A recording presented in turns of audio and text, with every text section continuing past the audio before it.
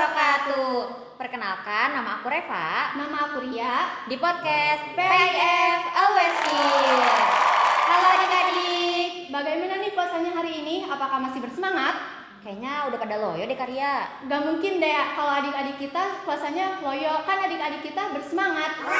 Semoga puasa kita kali ini dapat diterima oleh Allah Subhanahu wa Ta'ala. Amin. Oke, pada segmen ngopi kita kali ini kita mau ngebahas apa sih Karya?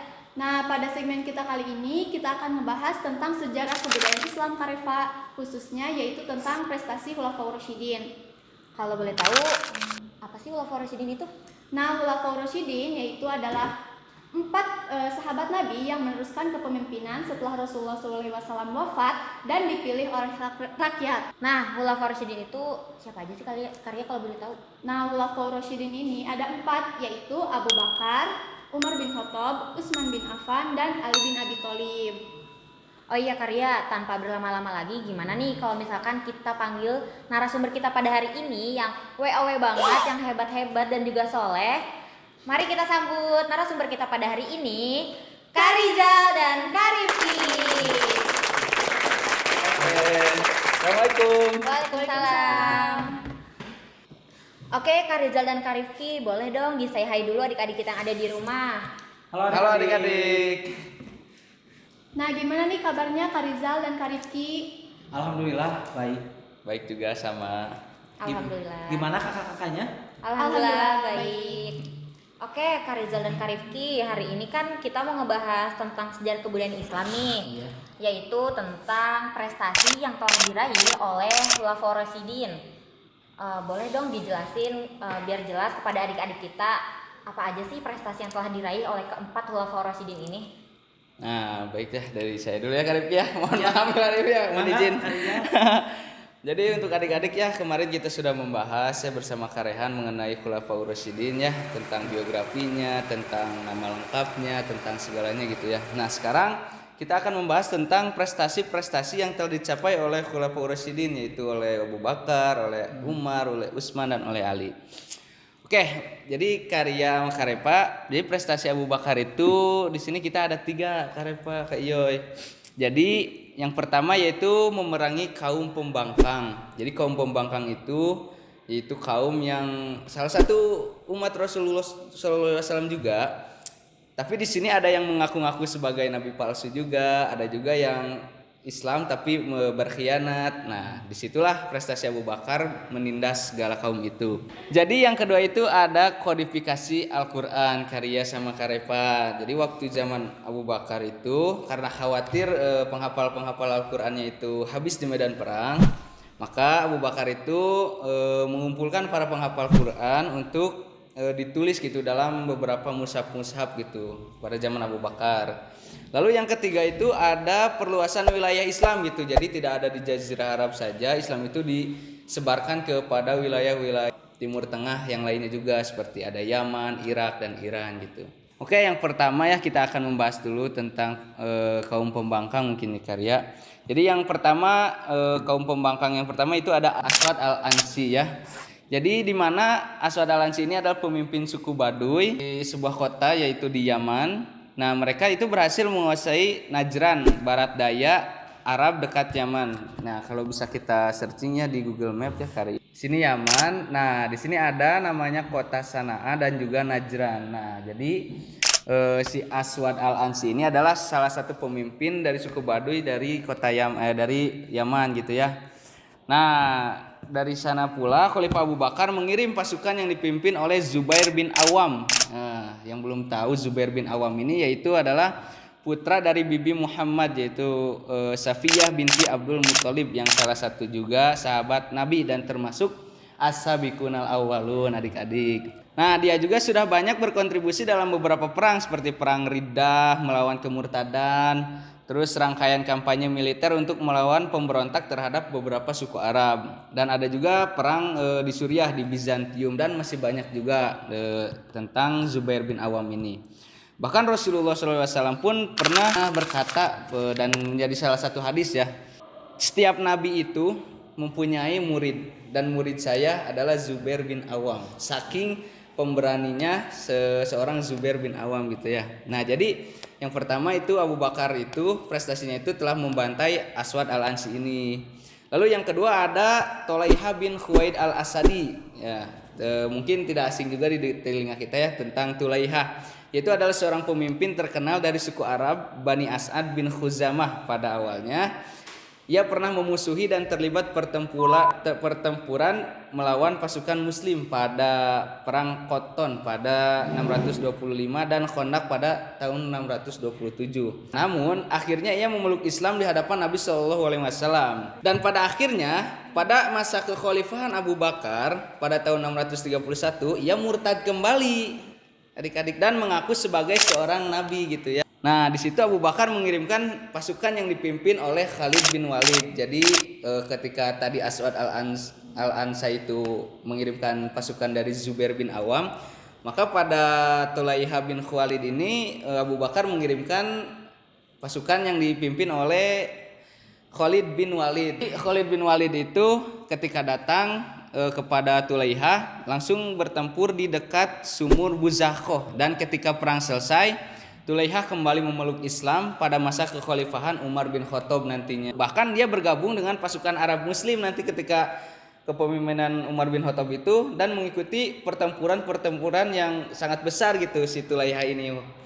Salah satunya yaitu ketika menaklukkan kerajaan Persia, dan bahkan Tulaiha ini disebutkan dalam sejarahnya gugur dalam pertempuran Nahawan gitu ya. Lalu yang ketiga ada Malik bin Nuwairoh. Nah, jadi ketika Khalid bin Walid datang kepada si Malik ini, karena si Malik ini adalah salah satu pengikut Rasulullah SAW yang juga mengingkari ya, dia mengharamkan yang namanya zakat karya.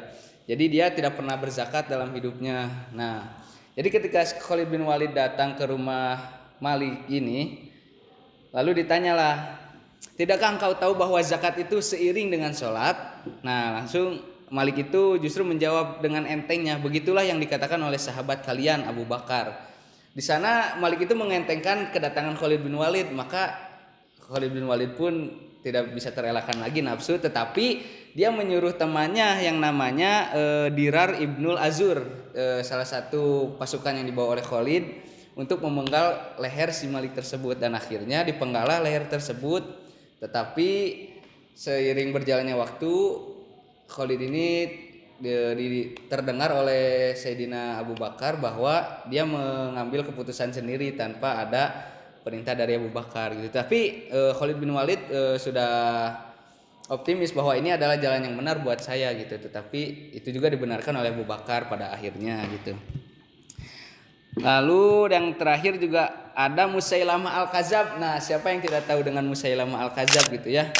Jadi Musailamah al-Kadzab itu adalah seorang nabi palsu juga, pun dibantai ketika kepemimpinan Abu Bakar.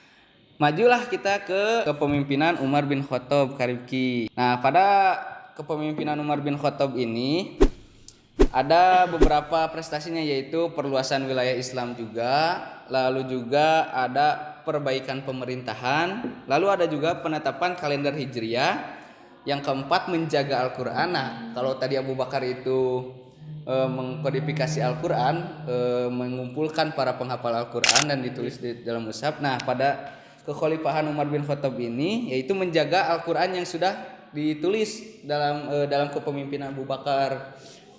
Nah, lalu yang terakhir prestasinya yang sampai sekarang kita laksanakan yaitu sholat tarawih 20 rakaat gitu, Karibti.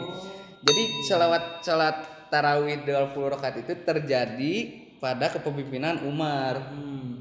Pada hakikatnya memang sudah ada di zaman Rasulullah SAW. Cuman namanya adalah bukan tarawih, Karibti, Qiyamul Ramadan. Jadi berdiri di sepertiga malam Ramadan gitu, Qiyamul Ramadan. Nah, dan waktu itu 11 rakaat pada Rasulullah itu pada zaman Rasulullah, dan seiring berjalannya waktu pada kepemimpinan Umar, maka salat tarawih itu menjadi 20 rakaat gitu ya. Itu adalah beberapa kepemimpinan dari Umar bin Khattab, Karifa sama Karia begitu. Baik, Masya Allah banget nih dari penjelasannya Kak Rizal. tadi di kepemimpinan Abu Bakar bahwa dikumpulkan orang-orang penghafal Al-Quran, dan kemudian pada kepemimpinan Umar yaitu Al-Quran tersebut dijaga hingga pada akhir ini adanya Al-Quran. Oke, makasih Kak Rizal atas penjelasannya. Oke, lanjut nih Kak Rifki, boleh dilanjut. Boleh, di sini kakak akan menjelaskan tentang Khalifah Utsman bin Affan. Nama lengkapnya adalah Utsman bin Affan ibnu Abdul As ibnu Umayyah dari pihak Quraisy. Beliau memeluk Islam lantaran ajakan Abu Bakar dan menjadi salah seorang sahabat dekat Nabi. Lalu akhirnya beliau menjadi khalifah. Dan lanjut beliau menjadi khalifah yaitu selama 12 tahun. Beliau itu sangat lama dibandingkan khalifah-khalifah yang lainnya, yang diantaranya mungkin yang saya ketahui Khalifah Ali bin Abi Thalib itu menjabat hanya 6 tahun, sedangkan Khalifah Utsman bin Affan menjabat selama 12 tahun. Nah, tetapi sejarah mencatat tidak seluruh masa kekuasaannya menjadi saat yang baik dan sukses bagi Khalifah Utsman. Para penulis sejarah mengatakan bahwa pemerintahan Utsman bin Affan dibagi menjadi 2 periode, yaitu periode pertama 6 tahun yang merupakan periode terburuk ya kakak-kakak. Lalu yang kedua ada periode yang baik selama 6 tahun. Salah satu faktor yang menyebabkan banyak rakyat kecewa terhadap kepemimpinan Utsman bin Affan yaitu adanya kebijaksanaan mengangkat kerabat keluarganya menjadi sebagian dari pemerintahannya. Coba bagaimana? Kok bisa gitu? Jadi dinasti gitu kan? Iya, makanya seperti di negara. Iya, makanya banyak rakyat yang kontra terhadap kebijaksanaan beliau. Tetapi meskipun begitu ada banyak juga nih prestasinya. Yang pertama ada kodifikasi mushaf Al-Quran. Nah, kodifikasi mushaf Al-Quran itu terusan dari pemimpin Khalifah Abu Bakar. Ya, dan karena ketakutan beliau dan para bawahannya yaitu sahabat Hudzaifah bin Yaman yang melihat perselisihan antara teman-teman yang lainnya yang menganggap bahwa ayat yang ini lebih baik, lebih bagus dan yang paling benar. Maka dari itu ada yang mengusulkan dan dilaporkan oleh Hudzaifah bin Yaman kepada Khalifah Utsman bin Affan. Selanjutnya Khalifah tersebut yaitu Khalifah Utsman bin Affan membentuk sebuah panitia penyusunan Al-Quran yang dipanitiai oleh Zaid bin Sabit. Anggotanya ada Abdullah bin Zubair dan Abdurrahman bin Haris. Nah, Zaid bin Sabit itu adalah salah satu pengumpul yang ada di dalam kepemimpinan Abu Bakar Karifki tadi itu. Iya. Nah, sekarang diangkat lagi jadi panitia gitu. Karena mungkin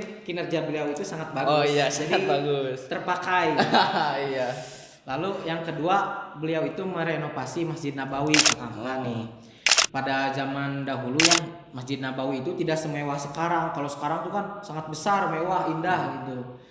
Nah, dan masjid yang pertama kali didirikan oleh Nabi Muhammad juga Masjid Nabawi tersebut. Lalu yang ketiga ada pembentukan angkatan laut. Kenapa sih Utsman bin Affan membentuk angkatan laut? Mengapa? Ya, karena beliau itu banyak ketakutan karena sudah tersebar luas agama Islam seperti ke Afrika Utara, ke Siprus hingga Konstantinopel. Iya. Sehingga menyebabkan beliau membentuk angkatan laut. Lalu yang terakhir perluasan wilayah Islam. Perluasan wilayah Islam ada 4 bagian ya. 4 bagian. Perluasan ke Khurasan di bawah pimpinan Sa'ad bin As dan Hudzaifah bin Yaman. Lalu yang kedua perluasan ke Armenia yang dipimpin Salam Robiah al-Bahli. Lalu yang ketiga di Afrika Utara atau Tunisia yang dipimpin oleh Abdullah bin Sa'ad bin Abi Sa'ad bin Abi Sarah. Lalu yang keempat penaklukan Rai dan Azerbaijan yang dipimpin Walid bin Uqbah. Lalu saya akan lanjut saja atau mau ada tambahan dari kakak-kakak? Sepertinya lanjut saja Kak Rifki. Memang ini lagi fokus nih adik-adik kayaknya menontonnya. Jadi memang tidak boleh dijeda kayaknya. Iya. Supaya istiqomah gitu ya dengar ceritanya. langsung lanjut saja ya. Lalu yang terakhir, khalifah yang terakhir yaitu prestasi Ali bin Abi Thalib. Setelah meninggal Khalifah Utsman bin Affan, lalu digantikanlah oleh Ali bin Abi Thalib. Pada peristiwa Utsman mengakibatkan kegentingan di seluruh dunia Islam yang waktu itu sudah membentang ke Persia dan Afrika Utara. Pada saat itu agama Islam itu sudah menyebar luas, sehingga dari Persia sampai ke Afrika Utara, bayangkan. Oh baik, gede banget ya Karib, luas banget tuh. Ya, pemberontak yang waktu itu menguasai Madinah tidak mempunyai pilihan lain untuk menjadi khalifah, dan banyak yang menyarankan untuk menjadi khalifah yaitu Ali bin Abi Thalib. Karena beliau itu sudah sangat dekat. Siapa sih yang nggak tahu sama Ali bin Abi Thalib? Nah, bahkan menikah juga sama salah satu anak Rasulullah gitu ya. Iya. Jadi diangkatlah beliau dengan persetujuan para rakyat. Iya, para rakyat. Tidak semena-mena mau jadi pemimpin gitu. Lalu yang selanjutnya, Ali memerintah itu hanya selama 6 tahun ya. 6 tahun? Iya. Pada masa pemerintahannya beliau itu banyak struggle, banyak sulit yang dihadapi oleh beliau. Apa aja tuh Karib? Yang pertama itu ada pemberontakan yang tidak pro kepada Khalifah Ali bin Abi Thalib. Yang mungkin bisa dikatakan mereka itu membuat sebuah kelompok yang bernama Khawarij. Oh iya. Tahu kan Khawarij? Itu terjadinya pada perang Siffin. Perang Siffin ya. Iya. Khawarij itu adalah orang-orang yang keluar dari ajaran dari ajaran Ali bin Abi Thalib, karena mereka itu merasa kecewa dan tidak ingin mengikuti lagi ajaran beliau. Lalu adapun prestasinya yaitu yang pertama, mengganti pejabat yang kurang cakap. Pada masa Khalifah Ali bin Abi Thalib menginginkan sebuah pemerintahan yang efektif dan efisien. Oleh karena itu, beliau mengganti pejabat-pejabat yang kurang cakap dalam bekerja. Akan tetapi, pejabat-pejabat tersebut ternyata banyak yang berasal dari keluarga Khalifah Utsman. Iya. Jadi mereka itu nggak enak gitu. Iya, jadi ternyata banyak dari keluarga Utsman bin Affan yang menjabat sebagai pemerintahan atau pemimpin. Iya. Lalu kan Khalifah Utsman bin Affan itu termasuk pada Bani Umayyah. Nah, hampir semuanya Bani Umayyah itu tidak suka pada Ali bin Abi Thalib. Kenapa tuh Karibki kok Ali bin Abi Thalib nggak disukai sama Bani Umayyah? Karena Ali bin Abi Thalib itu banyak mengganti pejabat-pejabat yang dari keluarga Utsman bin Affan, dan sedangkan Utsman bin Affan kan sebagian dari keluarga Bani Umayyah gitu. Lalu adapun prestasi-prestasi beliau yang kedua adalah membenahi keuangan negara atau Baitul Mal. Nah, banyak kerabat Utsman bin Affan yang diberi fasilitas negara, diberi kenikmatan oleh negara. Bayangkan menggunakan uang negara untuk fasilitas untuk kepentingan pribadi. Itu gimana? Seperti yang sudah terjadi.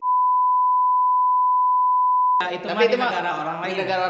Negara kita mah nggak ada. Ini kan zaman dulu juga sudah terjadi gitu ya. Terjadi. Waktu zaman kepemimpinan Utsman. Iya, lalu karena Ali bin Abi Thalib itu tidak ingin kejadian hal tersebut dan merasa itu adalah perbuatan yang tidak baik, lalu Ali bin Abi Thalib mengganti semua pejabat yang mendapatkan fasilitas dari Utsman bin Affan begitu, dan menyimpan uang-uang tersebut atau harta-harta tersebut di uang kas untuk kepentingan semua rakyat gitu.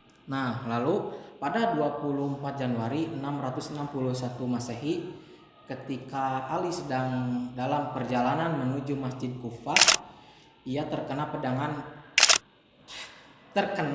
hantaman pedang beracun di dahinya. Pedang tersebut yang mengenai otaknya diayunkan oleh seorang pengikut kelompok Khawarij yang tadi membangkang Ali bin Abi Thalib. Beliau itu dendam karena kematian keluarga seorang wanita dan temannya yang terbunuh di perang Nahrawan. Berarti kematian Ali bin Abi Thalib itu lebih tepatnya di Kufah gitu ya. Iya, pada saat berangkat ke masjid. Jadi beliau meninggal dengan mati syahid. Insyaallah, amin. Jadi begitu ya kakak. Gimana adik-adik? Apakah masih menyimak? Mungkin sedikit membosankan ya, karena ini SKI hanya bisa bercerita. Bagi adik-adik yang belum paham bisa kok diulang-ulang dah dari YouTube-nya gitu, bisa kembali, bisa ke depan lagi gitu ya. Biar adik-adik paham nanti, supaya paham gitu tentang prestasi-prestasi yang telah dicapai oleh Khulafaur Rasyidin. Gitu Kak Repa, Kak Ria. Nah, Masya Allah sekali ya adik-adik, pemateri-pemateri kita pada hari ini bahasanya daging banget ya. Tadi itu prestasi-prestasi tentang Abu Bakar As-Siddiq, Umar bin Khattab, Utsman bin Affan, Ali bin Abi Thalib. Nah, salah satunya tadi yaitu ada pemeliharaan para hafizoh gitu, hafiz dan hafizoh. Nah, bagi adik-adik yang memiliki hafalan Al-Quran, kalian harus tetap membaca Al-Quran, harus semangat pokoknya. Harus bersemangat dan diamalkan ya adik-adik. Diamalkan, karena di dalam satu mafudotnya adik-adik ya, al ilmu bila amalin kasyajari bila samarin. Ilmu tanpa diamalkan bagaikan pohon tanpa buah. Gitu. Masya Allah. Wah, Masya Allah sekali nih pemateri-pemateri kita pada hari ini. Karena materi yang disampaikan juga sangat berbobot dan insya Allah dapat dipahami oleh adik-adik semua ya. Insya Allah. Dan yang belum mengerti atau ada yang ingin ditanyakan, silahkan tulis di kolom komentar dan akan dijawab oleh para narasumber nanti. Nah, jadi kita bisa mengambil pelajaran dari 4 Khulafaur Rasyidin ini, yaitu apalagi dari cara kepemimpinannya masing-masing. Bahwa Khulafaur Rasyidin ini sangat sangat jujur, sangat tegas, dengan sangat pemberani juga. Oke, terima kasih nih kepada narasumber kita pada hari ini. Sama-sama. Kak Reza dan Kak Rifki. Semoga semuanya sehat-sehat ya. Amin. Oke, mungkin adik-adik dicukupkan aja untuk podcast kita pada hari ini. Jangan lupa untuk puasanya dijalankan sampai akhir karena sebentar lagi juga Lebaran. Semoga kita semua diberi kesehatan oleh Allah Subhanahu Wa Taala. Amin. Nah, adik-adik, agar tidak ketinggalan episode selanjutnya, untuk video ini jangan lupa di like, Comment, share, dan subscribe. Mohon maaf apabila penyampaian kami banyak kesalahan. Terima kasih. Wassalamualaikum warahmatullahi wabarakatuh. Bye bye.